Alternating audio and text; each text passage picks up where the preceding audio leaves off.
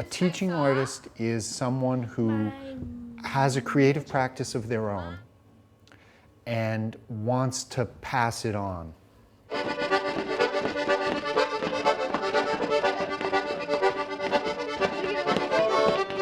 We have hundreds of teaching artists in New England doing all kinds of things in all kinds of places. The dance is about atomic structure. So we have this rich body of practitioners, but they've never come together as a field or been recognized as professionals. So we as State Arts Council people thought we have a responsibility to help the practitioners by building this field. The New England Consortium of Artist-Educator Professionals. It's composed of a group of education managers from the cultural commissions and cultural councils around New England. All of the program managers, arts education program managers from New England met up in New Hampshire to draw up a long-range plan for the organization. And we came out of there with the conclusion that we needed to provide more effective services to teaching artists. The structure of NECAP is that it's the 6 New England state arts agencies, and the education directors of the state arts agencies are part of that steering committee, along with teaching artists from the New England region, along with other organizations like Lesley University that specialize in teaching artists, and VSA Arts, so that we make sure that we're always thinking about accessibility. Partnering with Lesley University has been a wonderful move because they have a whole national network. So we've really had to develop our networking and our partnerships and our thinking about how we'll reach artists where they are. I think it's really important to have something like NECAP and the Cultivating the Field conferences because there's very little centralized information about our field because, again, the discussion of are we a field and how much of a field are we. So for teaching artists and for artist educators, I think it's very important for us to have a place where we can come together and have this sort of discourse that's generative. We decided to run an institute to test the waters. So we introduced Cultivating the Field 1, and it was really successful. We had about 100 artists come. And that was very much nuts and bolts training, how to do a residency, how to think about marketing for yourself, how to begin to think about assessment. The next year we decided that it should be an annual institute, and so we offered Cultivating the Field 2. And in that institute we wanted to go more deeply into the issue, so we looked at doing a deep dive into areas like assessment, into diversity, into creating an artistic statement, sort of like a teaching philosophy that might be beneficial for teaching artists. I have participated in the art institutes and I love it. It was amazing because when I got there and I saw all those performing artists, it was like a movie. Oh, there's more like me. I felt so good about that. It was just one of those rooms where I walked in and I knew I was in my tribe. We're already training our faculty to really connect with standards, understand school culture. They're already working in schools, but when they come in, we know that they have strong skills as artists, but often need a little additional support in terms of assessment, classroom management, working with a variety of communities. The benefits of having teacher artists in the classroom is because they work side by side with teachers while the teachers are receiving professional development. They develop a lesson, they develop a purpose, they decide on a purpose for a lesson, and they go and practice it together. Whether it is that the artist models the lesson first, or whether it is that the teachers develop the lesson with the artist and the artist is there to support them.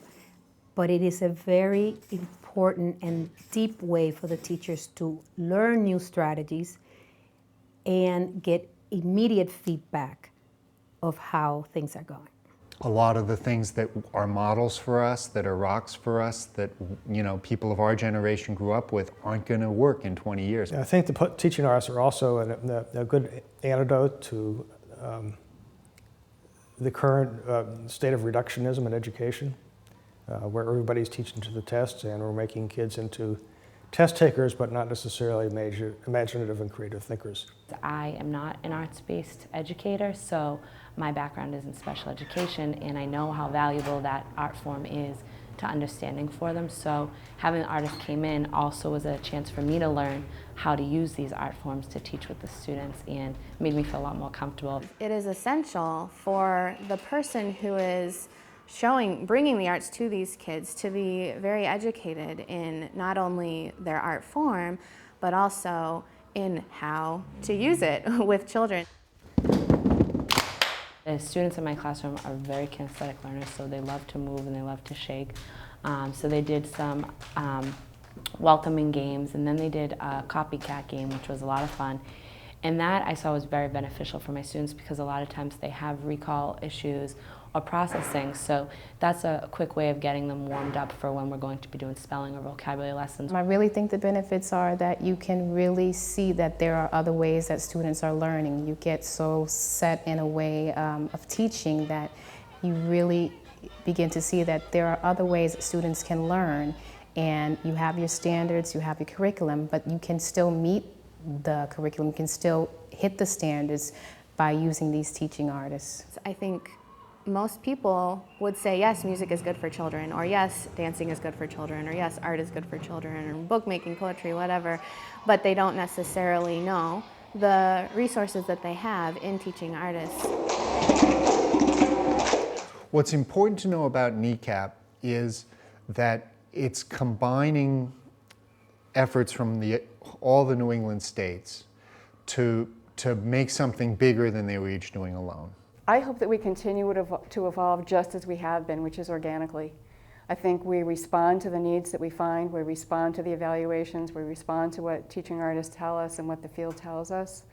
And I hope that we really allow it to just take shape, that we never get in the way of its growth, that we allow to have happen what needs to happen. One of the things that we've realized is that there are so many places that are doing wonderful work with and for teaching artists, and so part of the coalition that we've created through NECAP provides us the opportunity to really build on the expertise from each of our areas, so that we can take the depth of what each of us has been doing individually and take it further. Imagine, dream, listen and soar, infinite ways to create and explore.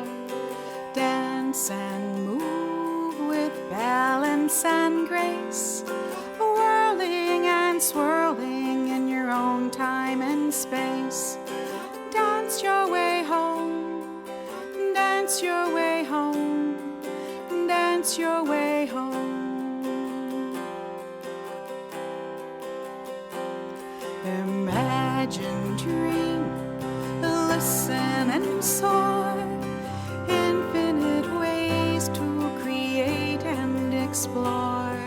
Sing your song like a thrush at first light, perched on the edge, then you'll glide into flight.